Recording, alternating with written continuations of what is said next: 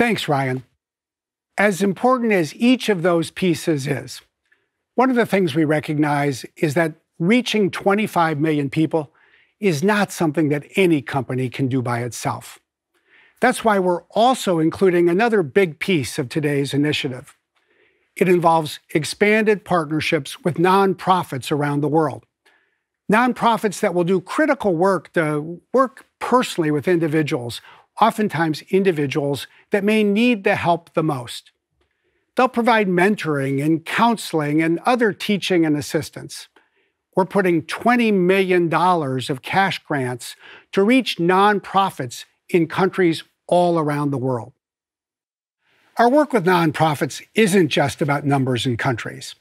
Fundamentally, it's about people. And I think the best way to understand this is to join the conversation we're having with two people. First, I want to invite Trevor Noah to join the conversation. Trevor, we've been so fortunate to work with you these past couple of years on a lot of nonprofit work. And one of the great things has been your own nonprofit, the Trevor Noah Foundation. I was with you 2 years ago in Johannesburg when you launched that at the New Nation School. Share just for a moment some of the work that you're doing to provide skills to the next generation of people. Well, I will say, Brad, it's been an amazing journey for me because, we met organically in a conversation around technology and what it meant in my life. We met talking about my life, my book, and Microsoft in the journey that I had lived on the campus with you. And a few years later, we were in South Africa, not just giving kids the tools that they need physically to connect to a digital world, but we also gave them the tools that they need to actually understand the digital world. And I think that's always been my biggest passion, is connecting people with the information that they need and the skills that they need to actually use the tools that then keep them in the jobs that they then acquire. And I think that's oftentimes been the issue. I've always been a fan of metaphors and analogies, as you know, and I always say to people that, people be like, teach a man to fish. And I go, yes, but you've also got to give him the fishing rod. And so I think combining those two elements together has really been important to me. And that's where I've loved the journey with Microsoft is, you guys helped us bring the fishing rods, and then you taught the people how to fish. And we've been able to use that to make fishers of men every single day. And that's been beautiful to see in kids in South Africa, seeing young children start off their life with all the tools that they need to have the best opportunity to succeed. Well, what a great segue to the next person I want to introduce you to, Linda Edelman. Meet Linda. She's the CEO of Trust for the Americas. We've been working with her group for years across Latin America, across the Caribbean. Wanted to give the two of you an opportunity to talk a little bit about how the nonprofits are going to play such an essential role in all of this. Well, thank you so much, Brad, and thanks for the opportunity to participate in this filming today.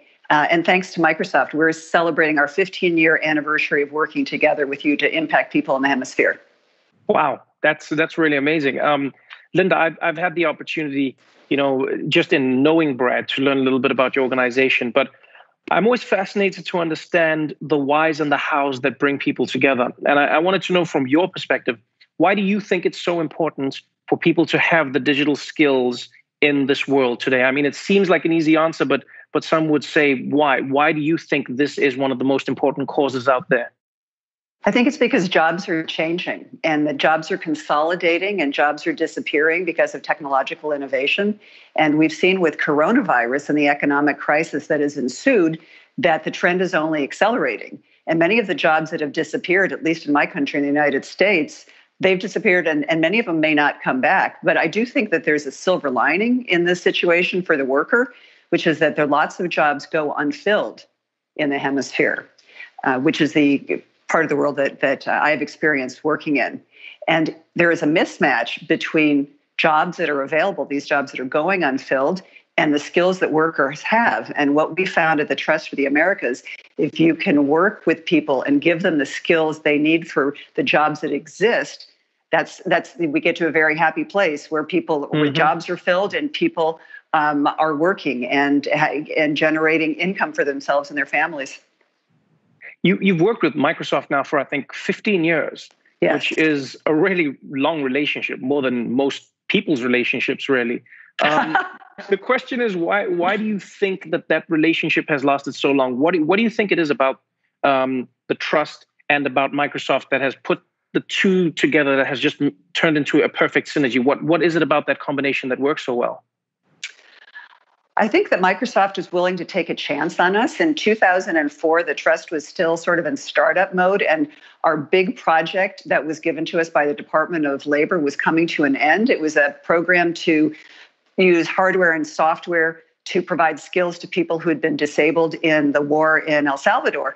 And when that project ended, we wanted to take this expertise and grow it and make it available to people throughout the hemisphere. And Microsoft took a chance on us and gave us funding to start 2 information and technology centers in Guatemala. And that program has now just expanded more than we could have ever hoped. We now have 225 labs and centers across the hemisphere. I think we're in 14 countries, and we've impacted lots and lots of people together. I think close to 2 million people with our Microsoft support. But if I had to say the most important thing about our relationship with Microsoft, beyond the financial support, which of course we need to do our work, really is the capacity building they've given us. We've grown up together with Microsoft. They've given us skills to learn how to be a business, and we've been able to pass along those skills to the local partners with which we work. And I think we all do a better job because of that training. It's a relationship that you always have to work on. It's a relationship that you always renew. It's clear why you work together, and it's easy to see why Microsoft is in for this journey. What I'd love to know is what the future holds. Because you've just reaffirmed your commitment. Both Microsoft and the trust have said, "Hey, we're working together, and we want to do more in the future." The question is, what do you hope the future holds? What are you now trying to do beyond those 2 million that you've impacted, or what are you trying to improve? Well, what we're trying to do together really is to focus, at least at the trust, all of our efforts in promoting the future of work and innovation. Because what we see in the hemisphere is that there are very high unemployment rates. The situation is getting worse with coronavirus. And unless people are prepared for the jobs of the future and have the skills to start small businesses, then the vulnerable populations, which is the group of people with which we work, are going to be left out of the equation. We see in my country here the social unrest, the results from a crisis of equity. People really need to be included, and that's our mission: social and economic inclusion for the vulnerable. And if I could just add, we've found that technology has really been a great equalizer. It levels the playing field, and people are able to get jobs and to improve their lives and start small businesses. And that really has a profound impact. We found at the Trust that the most important way that we could help promote social and economic inclusion was to give people the skills so they could generate income.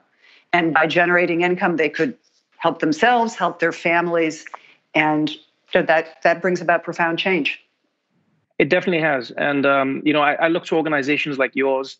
Brad has been kind enough to point me in that direction to places and spaces where I've met some of the most amazing people doing fantastic things. And once again, Brad has knocked out the park by introducing you to me. So thank you very much for that.